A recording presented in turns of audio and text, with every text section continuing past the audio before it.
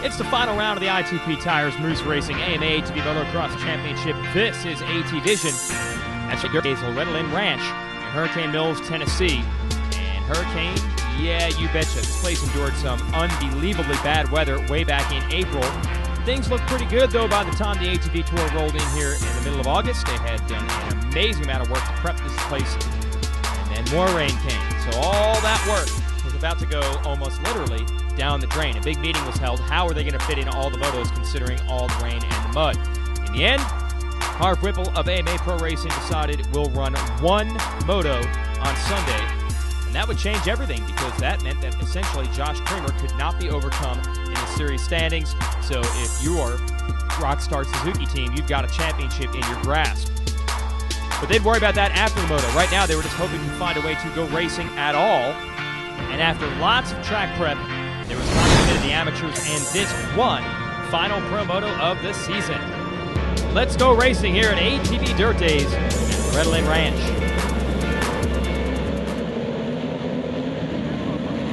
Is anyone really surprised to see the familiar Baldwin Racing PEP Honda of Josh Upperman out to the early lead? No, he's been getting good starts all year. By the time they made it out of the woods, Kramer was into the #1 spot. Because where they put the whole shot line, he actually was credited for the $250 MotorcycleUSA.com whole shot award. Thomas Brown on the Yamaha quickly up to the #2 spot. Chad Weenan and Upperman not too far back behind them. After the run through the 10 Commandments, they would head into the back section of the course. A bad start in this one for Dustin Wimmer, who was the only man that had a mathematical shot at Kramer for this championship before the day began, but not in the one moto format. And you have to wonder if that maybe took a little wind out of his sails. You folks cannot believe how much rain that the ranch had to endure leading up to this moto. It was real bad on Sunday morning after great racing on Saturday. The track actually looked pretty good after they scraped it deep. Although watch this, Kramer's going to get just a little bit sideways here in the six-pack. Quickly corrects with Upperman, Brown, Weenan, and yes, Wimmer up to the top 5 in front of Greg G, who was in 6th. Past the billboards and into the Yamaha mechanics turn, they head back into the woods again. Be interesting to see if anyone can make a run at Kramer. Would it just be a dream ride for the man who's looking for a championship? Would there be a challenge? Well, yes, indeed, there would be.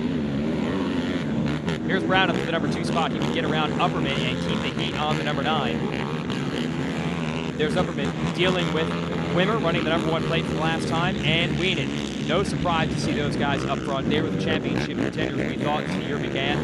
Kramer really started to establish himself. Check out Wimmer and Weenan, former teammates on Suzuki, going at it past the billboards. Now into the woods again. After just a few laps, Chad Weenan began to catch fire, much like he did at Redbud. He pulled off the overall win, and he started to roll. Here he is now up to the #3 spot. Wimmer trying to follow him through and get around Upperman. And Jeremy Lawson, who has been surging as of late on the Walsh Suzuki, is with the leaders as well. But it continued to be Kramer pouring it on. Check out the big 44, now up to the #2 spot, getting around Thomas Brown. And this late in the series, there's really nothing to gain except a race win. So you knew that Weenan, wide open as always, was going to go after Kramer and try to get this one. Look at Wimmer following him through, around Brown, up to the #3 spot. Then it's G, then Upperman, and then John Natale. Battle is on. Weenan has caught up to the leader, Kramer. So he put the championship on lockdown. The pressure is still on the #9 to try to win this race. And look at Wimmer trying to stay with them and make it a 3-rider battle.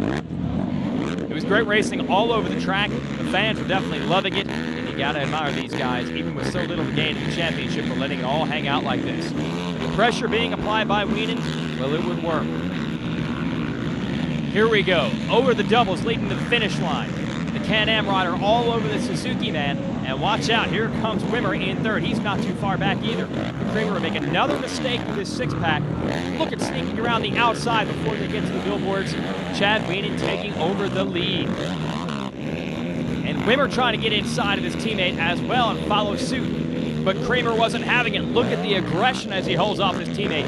You'd think the championship would come down to the last round, the way the #1 and the 9 were battling it out. And as they did that, it only allowed Weenan to pull further away. easy to pick which Suzuki rider is which.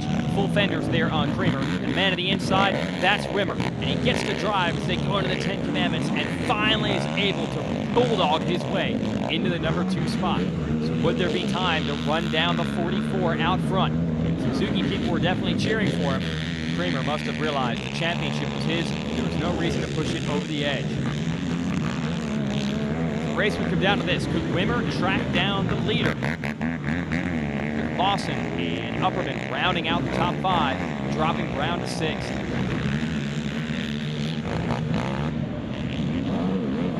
Once Weenan had the lead, he was tough to stop. What a way to end his season, taking the overall at Redbud and looking to make it 2 in a row at the end of the tour. The Suzuki boys were not able to keep us close as they would have liked. We weren't able to keep the pressure on. I'll tell you what, when Weenan is on a roll, he is as fast as anyone. Wimmer knows that they battled for the championship hard last year when Weenan was the Kawasaki man. And we'll see what Wimmer has in store next year when he take down his teammate Creamer. In an upset of sorts, was able to rip the championship away. Chad Weenan wins the one moto format, and that's an overall at Dirt Days. Wimmer is going to finish 2nd. You know what? Surprisingly enough, Creamer had trouble. He actually flipped it upside down. That puts Lawson on the podium. They needed a miracle to win this championship with Creamer today, and they got it because he made a mistake. But with only a one moto format, there was no shot for anyone to win the championship. Brown's going to come across the line here inside the top 5. Talley chasing him down at 6th.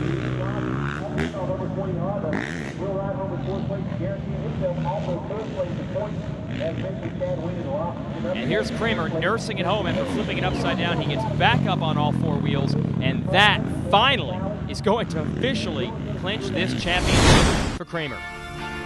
So lots to celebrate down on the podium. If you're Chad Weenan, you got yourself a win. Get fired up, guys. Get pumped up. Go up to the podium. And if you're Creamer, who finished 7th, you've got the biggest prize of all, the number 1 place for the first time in his career in AMA ATV Pro Motocross. Let's go down to Krista Watson with her interviews. Chad, congratulations. I know that's exactly how you wanted to finish the season, on a high note for sure. Dude, I'm stoked. This is the greatest feeling right here. We had a good bike. We had a great bike this weekend. We had one all year. We just had to build it up, and we got it there. And that K&M DS450 is working awesome. And the track was a little muddy, but we got a good start, and we just pushed to the end. And that's what it's all about. Is this track will beat you up. And you pushed it to the end. You really earned that first place. You came back from not the best of hole shots and worked for it. Yes, I just knew I had a short time to get it. Everybody knew that there's one moto this weekend, and I had to go get it. And we got it. Josh put on a fight. Everybody put on a fight, but I just trained my butt off this weekend and it paid off. Congratulations. 2 in a row. Thank you. Jeremy, great moto out there today. You pulled it together and worked for a really good, strong 3rd place.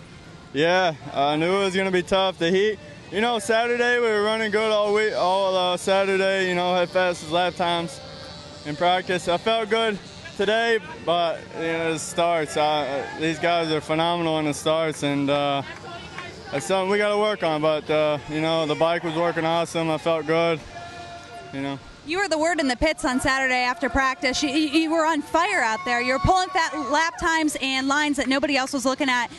Is this track just agree with you? You know, I don't know, really. It just sometimes it happens, and then I'm really feeling good. I'm in good shape right now, training with Moto TST, and I feel a huge difference, and that's all I can say, I guess. We see a really huge difference. Congratulations out there. Yeah, it's a shame it came at the end of the season, but better late than never.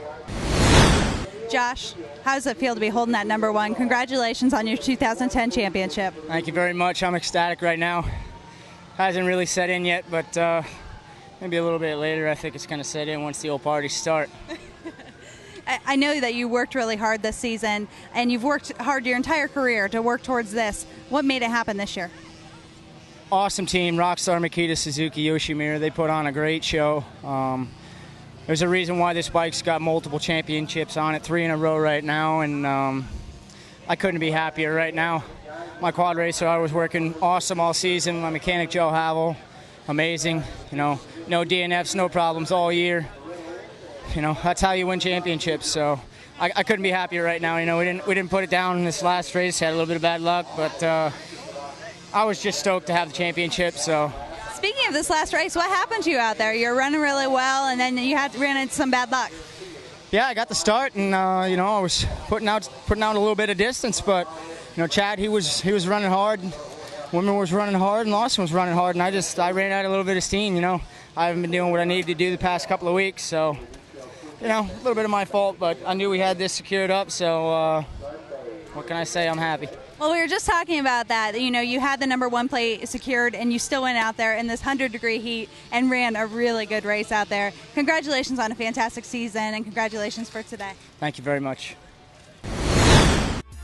Well, here it is, the final standings. Creamer over Wimmer, and Wienen edges out Upperman and Natalie in a great battle for third. So the championship stays with the factory Suzuki squad, but it changes hands from Wimmer to Creamer. It's a great battle between those two and everyone else in 2011. And we'll cover it with ATVision. For Krista Watson, I'm Jason Wygant. Thanks for tuning in all season long.